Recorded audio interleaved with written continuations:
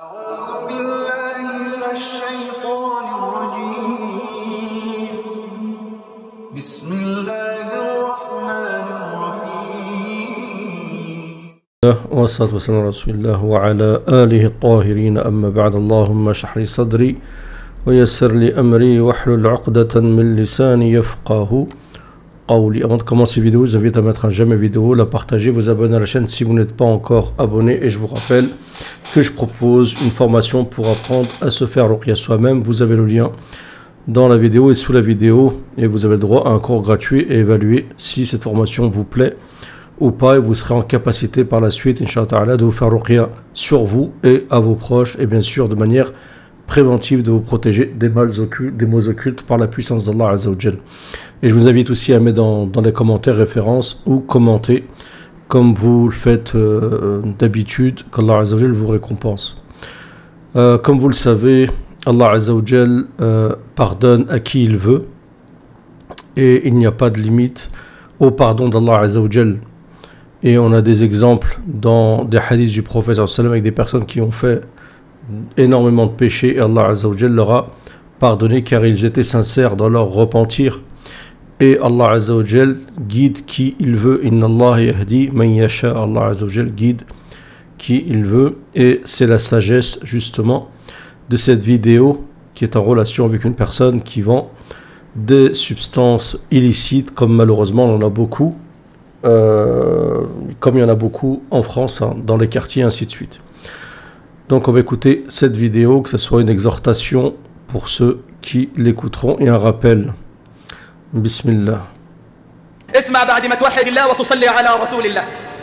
هذا الشاب كانت هذه هي حياته، يتاجر في المخدرات، يعلم أصحابه هذه التجارة والعياذ بالله.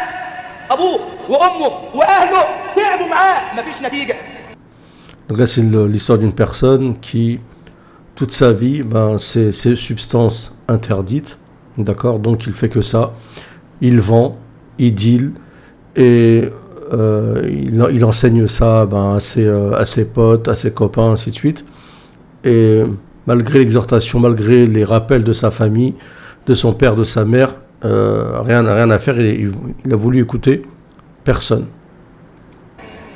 بيقول لك لدرجة لما مات هذا الشاب ودفنوه، الراجل اللي بيحكي القصة بيقول سبحان الله كنت أمشي على الطريق، الراجل اللي بيحكي القصة من بلد تانية ومشي قدرا في البلد اللي حدث فيها القصة، يقول فرأيت جنازة مهيبة، ما شفتش زي الجنازة دي في حياتي، ناس ايه وعربيات ايه موافق.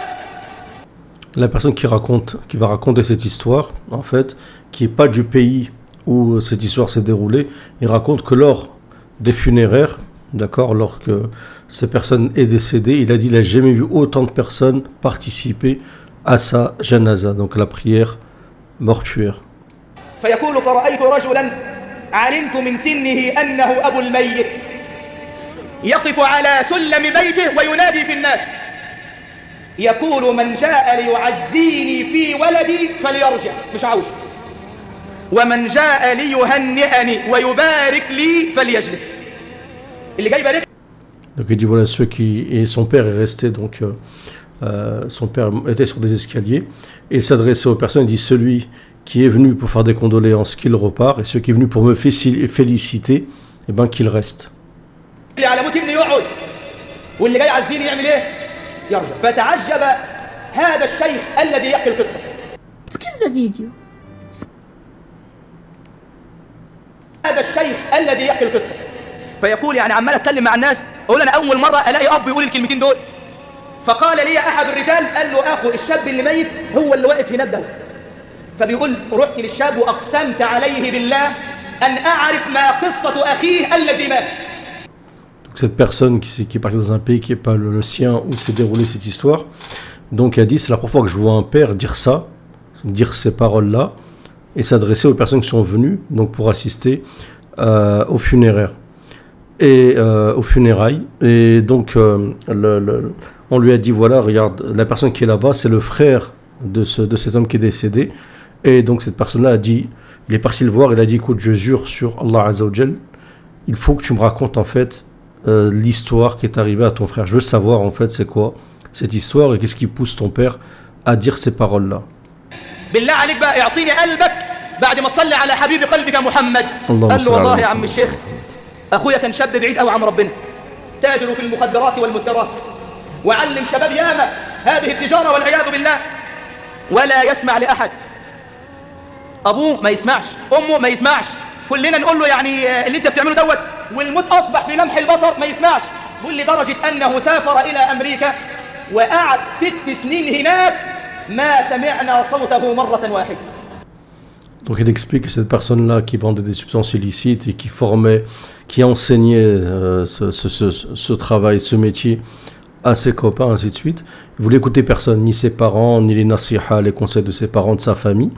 Et il est parti en Amérique et il est resté là-bas 6 années. ما فكرش في مره حتى يعني يرن يطمئن على امه، ما فيش. فيقول الا من شهر فات لقيت اخويا داخل علينا وينادي على امه بعد 6 سنين ما تكلمش فيهم مع مخلوق من اهله، حتى ظننا انه مات، يعني ما نعرفش عنه حاجه.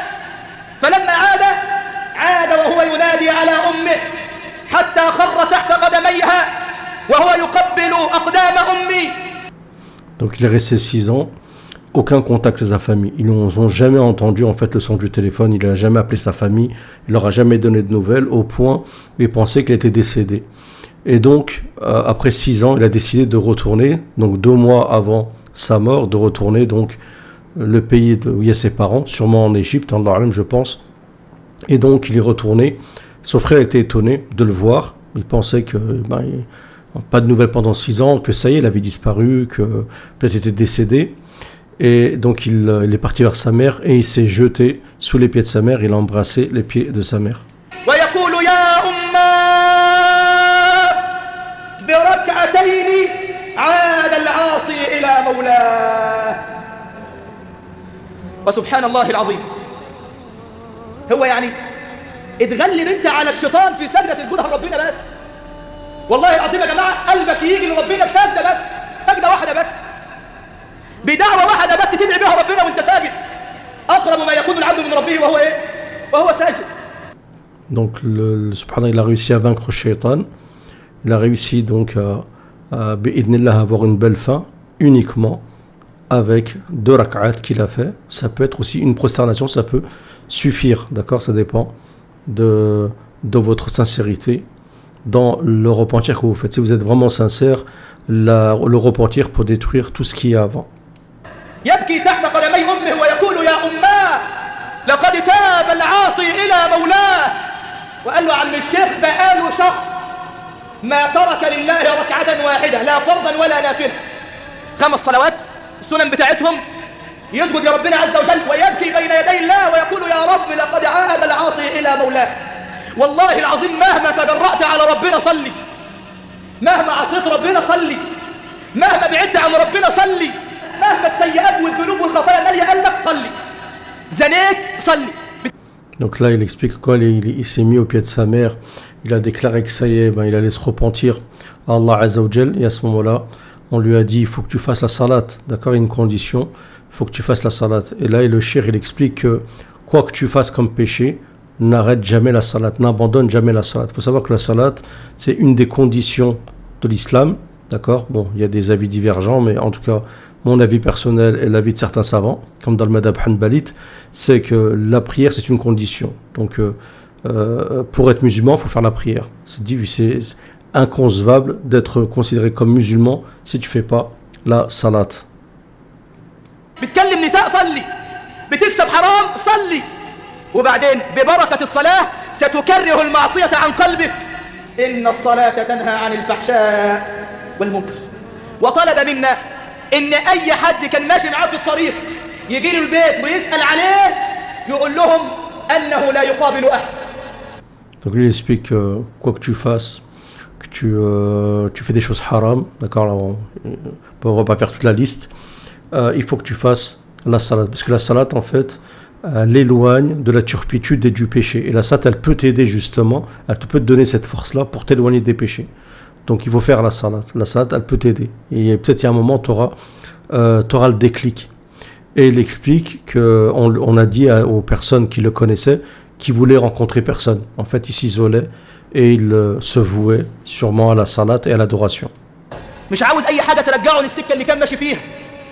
فسبحان الله العظيم حتى جاء قبل موته بايام 3-4 ايام كده قال لاخوه يعني انا عاوز اقابل صحابي اللي كانوا معايا يعني في قبل كده كانوا حاجه و30 شاب. وسبحان الله اذا سالت ربك الاخلاص وتحدثت مع الناس عن رب الناس يفتح الله عز وجل لك القلوب من حيث لا تدري. نسأل الله أن نكون منهم يا رب العالمين. Amin. Donc avant 3-4 jours avant sa mort, il a dit à son frère, écoute, j'ai envie de rencontrer mes anciens amis avec qui il dealait, ainsi de suite. Et ils étaient 31, il y avait au moins 31 personnes. Et il est parti les voir et leur a parlé de la religion, leur a parlé du din, leur a parlé de l'islam. قعد يتكلم مع الشباب فتح الله عز وجل له القلوب وكان سببا في هداية الكثير منهم حتى تقول الأم الليلة التي مات فيها كنت من نومي أجهز لصلاة الفجر. وبعدين يعني أنا متعودة أخش على ابني قبل صلاة الفجر يعني ألاقيه بيجهز لصلاة الفجر وبيصلي قيام الليل. فتقول الأم فدخلت على ولدي وهو في حجرته بيصلي قيام الليل وبعدين الفجر بيأذن وبعد كده بيطلع على المسجد. Donc, alhamdoulilah, il y en a quelques-uns, donc pas mal, qui ont fait le repentir, qui sont revenus vers l'islam. Sa mère, elle explique qu'une nuit, donc plutôt à l'aube, donc lui faisait la prière de nuit, et ensuite il faisait la prière du fajr, et il allait à la mosquée faire sa salat, et il revenait. Donc elle explique qu'elle allait toujours après la salat, aller voir dans la chambre s'il va bien, demander de ses nouvelles. وجدت ولدي ساجدا فقلت اما اقف كده على ما يخلص الركعتين وبعدين اسال عنه يعني. فتقول الام فاطال في سجوده فقلقت على ولدي فناديت عليه فلم يرد. فلما اطال السجود ذهبت الى ولدي واضع يدي على كتفه فتقول فانقلب الولد وفاضت روحه ساجدا بين يدي الله. Donc à ce moment-là, elle le voit en prosternation, elle ouvre la porte, elle le voit en prosternation, elle dit bon, elle va attendre qu'il finisse sa prosternation, qu'il finisse ses rak'at, mais il reste longtemps dans la prosternation, il reste longtemps, donc elle s'inquiète, et donc elle l'appelle, lui il répond pas, et donc subhanallah, elle le pousse, et lui, elle se rend compte en fait qu'il a rejoint son Seigneur, que son âme a quitté son corps, et il est mort, subhanallah, en prosternation. Quelle belle mort. وفاضت روحه ساجدا بين يدي الله بركعتين لجأ بهم إلى الله عز وجل. فعاوز تكون من أهل الجنة خليك من أهل المساجد. قال النبي محمد صلى الله عليه وسلم أكثروا من السجود فما من مسلم يا الله على هذا الحديث الجميل فما من مسلم يسجد لله سجدة إلا رفعه الله عز وجل بها درجة في الجنة وحط عنه بها خطيئة. يعني أي سجدة تسجدها ربنا يرفع من درجتك في الجنة وربنا يغفر لك سيئة وخطيئة. وقال النبي محمد. Donc il explique le bienfait de la prosternation, le fait de se prosterner, de prier à la mosquée. Et il explique que chaque fois que tu te prosternes, tu fais une prosternation pour Allah Azza wa Jal qui a été acceptée, qui est une prosternation sincère. Allah Azza wa Jal t'élève en degré dans le paradis et il t'enlève des péchés. ما من مسلم يتوضأ في بيته ثم يذهب إلى بيت الله عز وجل ليصلي الصلاة المكتوبة. وخلي بالك هنا النبي حدد شرطين إنك تتوضأ في بيتك وبعدين تروح تصلي في المسجد صلاة الفريضة. فقال النبي صلى الله عليه وسلم فما من خطوة يخطوها إلا إحداهما. أنت هتمشي خطوة ورا الثانية أي خطوة أنت هتمشيها قال النبي خطوة ترفعك في الجنة درجة والأخرى تحط عنك خطيئة. تخيل بقى لما يكون بيتك بعيد عن المسجد 5 دقايق ولا 10 دقايق وانت جاي المسجد بقى وعد في الخطوات. خطوة ترفعك درجة في الجنة وخطوة تغفر لك ذنب وسيئة وخطيئة. Faites attention, la traduction, c'est marqué diplôme, bon, c'est pas ça. Mais donc il explique un hadith du prophète, alayhi salatu wassalam. Le prophète il dit celui qui fait Donc les ablutions chez lui, donc c'est une condition, tu fais les ablutions chez toi, et tu fais la prière obligatoire à la mosquée. Quand tu vas à la mosquée, chaque pas que tu fais, donc il y a un pas qui te monte en degré au paradis, et un autre pas qui t'enlève un des péchés. Subhanallah. قال النبي محمد 7 يظلهم الله في ظله يوم لا ظل إلا ظله وقال منهم ورجل قلبه معلق بالمساجد أسأل الله عز وجل أن يجعلنا جميعا من أهل الجنة وأن يحرم أجسادنا عن النار. Donc c'est la fin de la vidéo. Il explique donc un hadith rapporté par Abu Huraira sur les 7 ombragés par le trône d'Allah Azza wa Jalla le jour de la résurrection, où il fera énormément chaud. Il y aura une chaleur extrême, les gens seront plongés, on dit, dans leur transpiration, il y aura la peur, tout le monde ne saura pas ce qui lui attend, il y aura une attente, une peur, et donc parmi les 7 personnes seront ombragées par le trône d'Allah Azza wa Jal, celui dont son cœur est accroché aux mosquées. Wa'allahun bil masajid. Et vous avez aussi celui qui, le soir, se rappelle Allah Azza wa Jal, et il y a une larme qui coule, et beaucoup d'autres. C'est un hadith que je vous conseille de lire. D'accord, je sais pas s'il il fait partie des 40 hadiths de l'imam Nawawi. En tout cas, regardez sur internet, c'est un hadith. Si je le trouve, je vous le mettrai, Inch'Allah Ta'ala, dans la description de cette vidéo. En espérant que cette vidéo aurait été une belle exhortation. Donc l'exhortation de la vidéo, c'est quoi? C'est quoi que tu fasses comme péché, d'accord, fais la prière, fais la prière, tu fais la prière chez toi, hein, et voilà, et demande à Allah Azza wa Jalla de te guider, car tu ne sais pas, peut-être qu'à un moment il y aura un déclic, peut-être que la prière t'aidera à t'éloigner de la turpitude et du péché, à condition que tu es sincère. Faut pas jouer, il y a des gens qui jouent sur les deux bords. Non, il faut que tu sois sincère, fais ta prière sincèrement. Et voilà, et peut-être qu'un jour Allah Azza te permettra de quitter les péchés que tu fais, comme c'est le cas de cette personne-là. Il a suffi, subhanallah, de prier quelques jours, et Allah Azza wa Jal a accepté son repentir sincère, et il est mort en pleine prosternation. Il sera ressuscité prosterné devant Allah Azza wa Jal. Tu t'imagines, tu es ressuscité en pleine prosternation devant Allah Azza wa Jal, comme c'est arrivé avec le Cheikh Kishk, rahimahullah. En espérant que ça vous aura plu. Salam à tous.